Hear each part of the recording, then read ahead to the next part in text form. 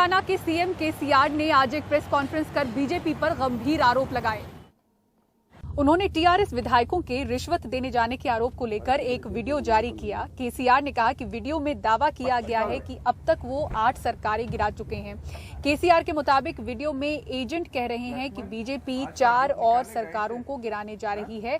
आरोप के मुताबिक एजेंट राजस्थान, दिल्ली, तेलंगाना और आंध्र प्रदेश में सरकार गिराने की कोशिश की बात कर रहे हैं।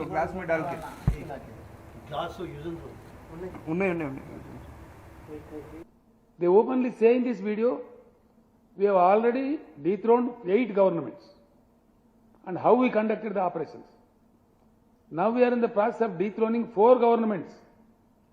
That is Telangana, Delhi, Andhra and Rajasthan. विस्फोटक प्रेस कॉन्फ्रेंस कहना चाहिए। जो मुनुगोड का उपचुनाव हुआ उसके बाद शाम को तेलंगाना के मुख्यमंत्री के चंद्रशेखर राव ने कुछ वीडियोस प्रेजेंट किए और उन्होंने कहा कि उन वीडियोस में सबूत है ये दिखाने के लिए कि भाजपा द्वारा अलग अलग राज्यों में विधायकों को खरीदने की कोशिश की जा रही है।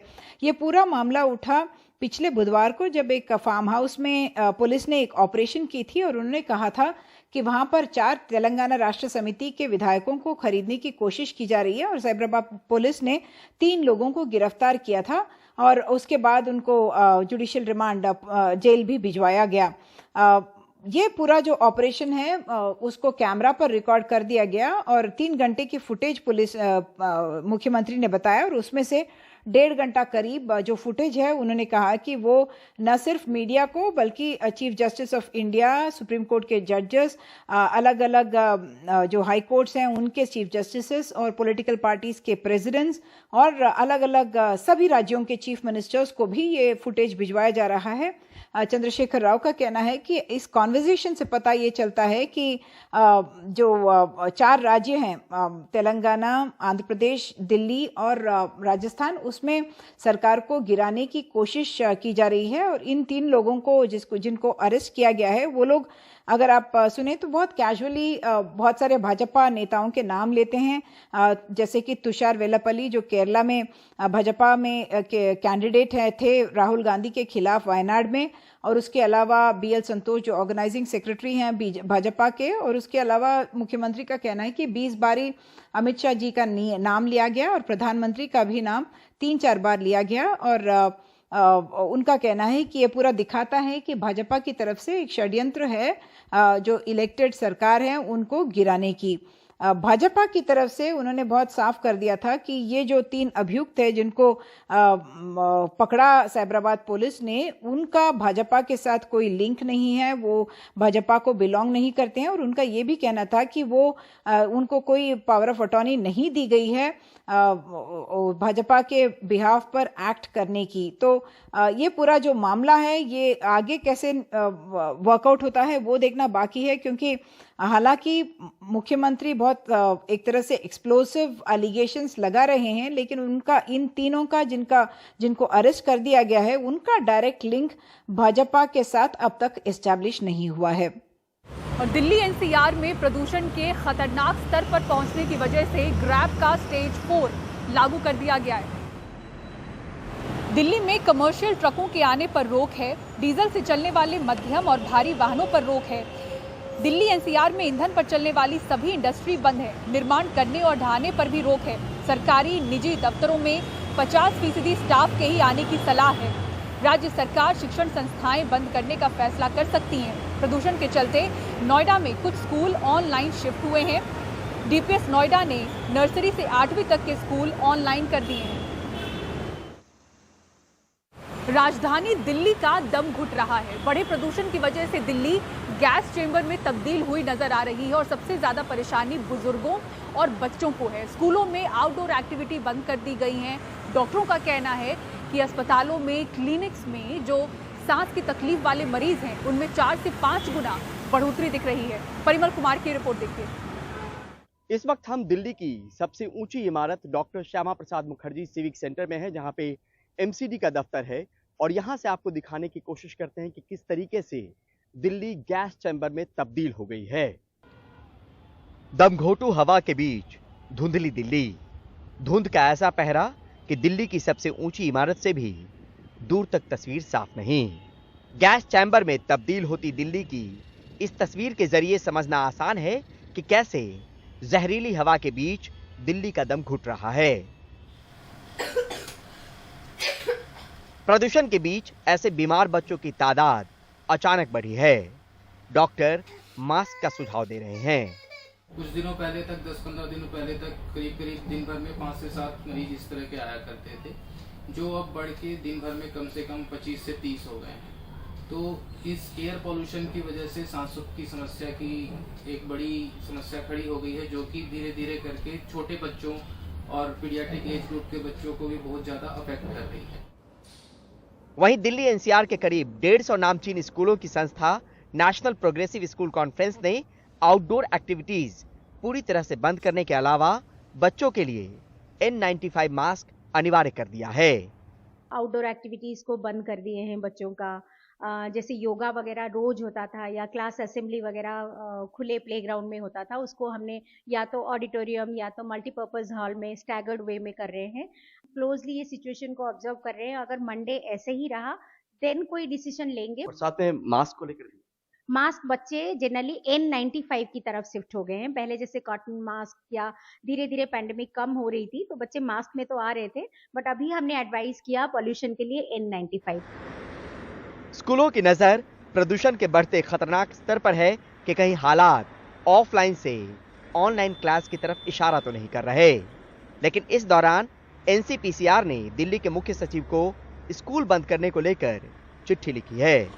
कई बार दिल्ली सरकार को बोल चुके हैं। हमने कल दिल्ली सरकार को साफ साफ बोला कि दिल्ली की हवा जहरीली है, स्कूल्स को बंद कर दीजिए। दिल्ली का AQI इतनी बुरी स्थिति में है कि बच्चे सांस नहीं ले पा रहे हैं और स्कूल बंद करने के लिए NCPCR को रिकमेंडेशन भेजनी पड़ी है। जरूरत इस बात की भी है कि हम जिम्मेदार बने और जरूरी ये भी है कि जिम्मेदारी तय होनी चाहिए। नई दिल्ली से परिमल कुमार, NDTV इंडिया। और बात करते हैं गुजरात की, जहां विधानसभा चुनाव का बिगुल बज चुका है। 1 और 5 दिसंबर को 2 चरणों में मतदान होगा और हिमाचल के साथ ही 8 दिसंबर को नतीजे घोषित किए जाएंगे। जैसे ही तारीखों का ऐलान हुआ उसके बाद जो तेज सियासत थी उसमें और रफ्तार आ गई। अरविंद केजरीवाल ने कहा कि गुजरात की जनता को बड़ा बदलाव चाहिए और हम जरूर जीतेंगे। इसी के साथ ही पीएम मोदी रविवार को यहां पर चुनावी रैलियां करने वाले हैं। देखिए report. Date of poll would be 1st and 5th। चुनाव की तारीख 1 से 5 दिसंबर तक है और काउंटिंग हिमाचल के साथ 8 तारीख को होगी। गुजरात की 182 विधानसभा सीटों के लिए चुनाव की तारीख का ऐलान चुनाव आयोग ने कर दिया। कांग्रेस का आरोप है कि तारीखों के ऐलान में देरी की गई क्योंकि प्रधानमंत्री को योजनाओं का ऐलान करना था। तारीख क्यों नहीं आ रही थी, ये सबसे बड़ा सवाल है। और रोज प्रधानमंत्री जी कहीं न कहीं गुजरात में जाके यहाँ तक कि जो राजकीय शोक होना था मोरबी का, उस तक को टाल दिया गया कि पहले मोदी जी अपने सारे रिबन काट दें, नई नई वेशभूषा में दिन में 3 बार आएं, रिबन काटें और घोषणाएं करें और उसके बाद चुनाव की तिथि घोषित। तो ऐसे कभी होता है क्या? चुनाव आयोग की दलील है कि 18 फरवरी 2023 को गुजरात का सत्र खत्म हो रहा है, इसलिए देरी नहीं है। इसके अलावा मौसम और भूगोल की भी दलील है। जो भी पार्टी किसी भी कारण से या जो भी कैंडिडेट किसी भी कारण से कुछ सवाल उठाते रहे हैं, जब रिजल्ट आए तो उनको मालूम हुआ अरे ये तो सवाल मुझे नहीं उठाना चाहिए था, ये तो मेरे फेवर में ही रिजल्ट आ गया। हमारे पास इंस्टेंसेज हैं कि चुनाव शुरू होने से पहले लंबी लंबी चिट्ठियां आती हैं कि ईवीएम मशीन्स खराब हैं, इनको बदल दीजिए, तो वही ईवीएम मशीन उसी पार्टी को जिता देती है। फिर वो प्रश्न बंद हो जाते हैं। गुजरात में मुकाबला कांग्रेस और बीजेपी के बीच हुआ करता है, लेकिन आपने इस बार लड़ाई त्रिकोणीय कर दी है। आप और कांग्रेस एक दूसरे पर बीजेपी की बी टीम होने का आरोप लगा रहे हैं, जबकि तारीखें ऐसे समय आई हैं जब प्रधानमंत्री गुजरात का दौरा कर लौटे हैं। बीजेपी उन्हीं के आसरे चुनाव लड़ रही है। उधर केजरीवाल चुनाव घोषित होते ही गुजराती बोलने लगे। नमस्कार, केम छो? तमे मने तमारो भाई मानो छो ने? आपना परिवारनो हिस्सो मानो छो ने? મને આટલો પ્રેમ કરવા બદલ ખૂબ ખૂબ આભાર। હું આપને વચન આપું છું કે તમારો ભાઈ બનીને તમારા પરિવારની જવાબદારી સંભાળીશ। બસ એક બાર એક મોકો આપો, જીવનભર તમારો ભાઈ બનીને રહીશ। चुनाव आयोग कहता है कि उसकी निष्पक्षता पर सवाल उठाना वोटरों का अपमान है और वो अपनी शानदार विरासत ही आगे बढ़ा रहा है। लेकिन चुनाव के दौरान स्टार प्रचारकों पर नियमों के उल्लंघन करने पर क्या कार्रवाई होती है और कितनी सख्त कार्रवाई होती है, वही उसकी निष्पक्षता का सही मानक है। दिल्ली से सहयोगी उमाशंकर सिंह और कानन पात्रा के साथ कादम्बिनी शर्मा, एनडीटीवी इंडिया। और झारखंड के मुख्यमंत्री हेमंत सोरेन ने प्रवर्तन निदेशालय को चुनौती दी है कि अगर हिम्मत है तो आएं और उन्हें गिरफ्तार करें। आज 11 बजे उन्हें समन किया गया था, लेकिन वो पेश नहीं हुए। क्या आपको लगता है कि हम लोग चोर उचक्के हैं क्या लगता है कि कोई हत्यारे हैं?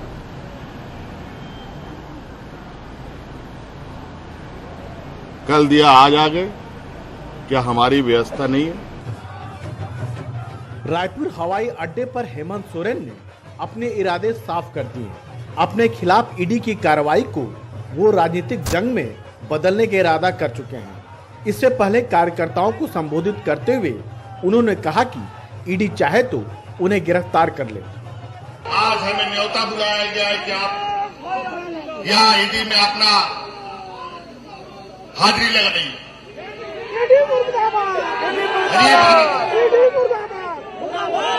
अगर इतना बड़ा जुर्म किया है तो ऐसा करो, तुम आओ और हमको अरेस्ट करके दिखाओ तो हमने किसकी हत्या की, कौन सा गुनाह किया है, सम्मान क्यों बेचते हो? अगर हमने गुनाह किया है तो पूछताछ क्यों करते हो? सीधा अरेस्ट करके दिखाओ, फिर इस राज का जनता जवाब दे। जेएमएम के कार्यकर्ताओं ने रांची के मोरहाबादी मैदान में विरोध मार्च निकाला। सोरेन ने आरोप लगाया कि बीजेपी राज्यपाल के साथ मिलकर उनकी सरकार को अस्थिर करने की कोशिश करती रही है। और आज तो हम गवर्नर साहब जो लिफाफा लेके घूम रहे हैं, हम तो पहले देश का मुख्यमंत्री होगा, तो हमने कहा जो सजा इलेक्शन कमीशन ने दिया है वो सुना के दिखा दो, फिर भी आज तक वो लिफाफा इनका खोल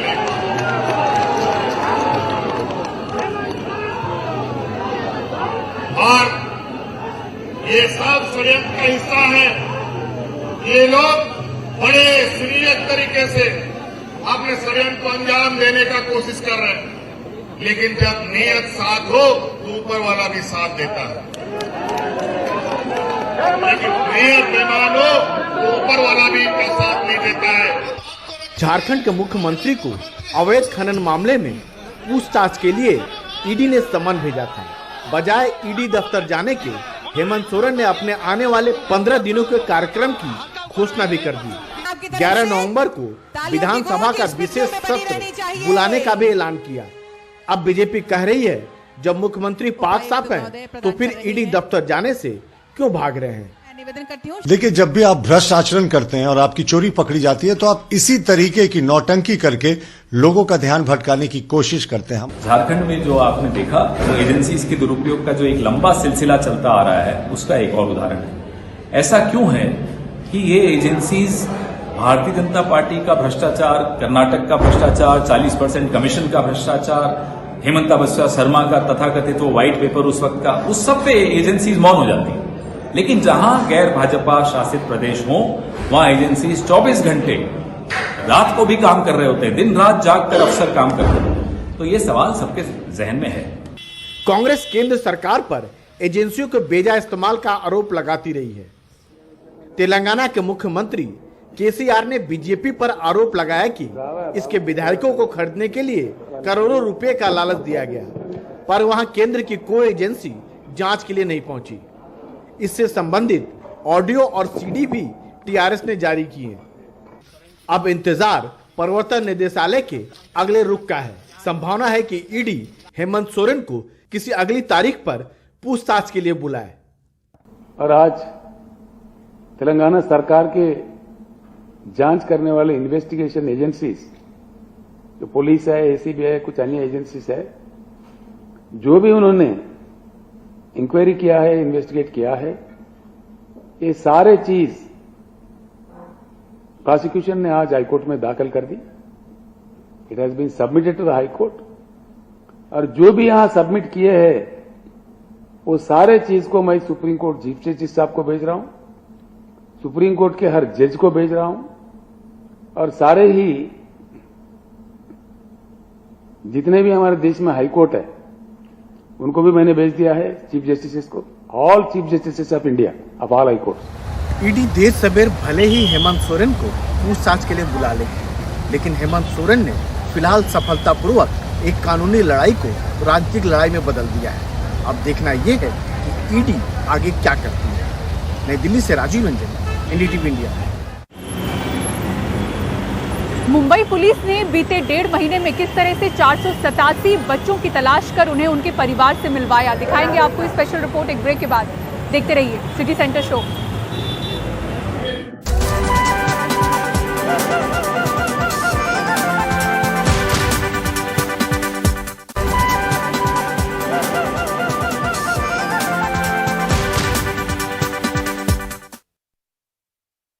मुंबई पुलिस ने 48 घंटे के भीतर 1 साल की बच्ची की चोरी की वारदात सुलझा ली है।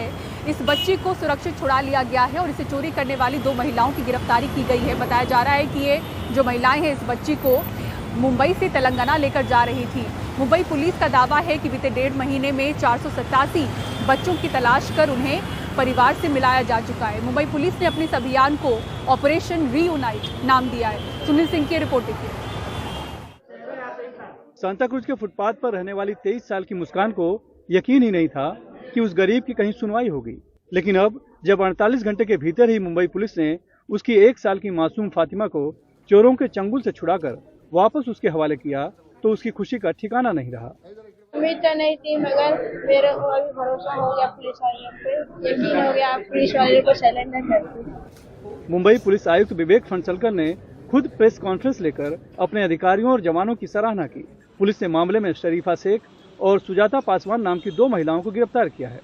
दोनों बच्ची को लेकर रेल से तेलंगाना जा रही थी। बच्ची जो है उसको बरामद किया, तो उठाई थी उस बच्ची को, उसको भी हिरासत में लिया। अभी 2 अक्यूज हैं, एक शरीफा शेख और एक सुजाता पासवान, उनको हमने निष्पन्न किया है, आगे की तफ्तीश जारी है। पुलिस के मुताबिक 30 अक्टूबर की रात को फुटपाथ पर रहने वाली मुस्कान शेख की 1 साल की बच्ची चोरी चली गई। सांताक्रूज पुलिस स्टेशन में मामला दर्ज करने के साथ मुंबई क्राइम ब्रांच यूनिट 9 को भी जांच की जिम्मेदारी दी गई। क्राइम ब्रांच डीसीपी संग्राम सिंह निशानदार के नेतृत्व में यूनिट 9 ने 100 से ज्यादा सीसीटीवी खंगालकर आरोपी महिला का फोटो निकाला और फिर आसपास की बस्ती में उस फोटो की पहचान करनी शुरू की। तभी पता चला कि आरोपी महिला का नाम शरीफा शेख है और वो विलेपार्ले के नेहरू नगर में रहती है।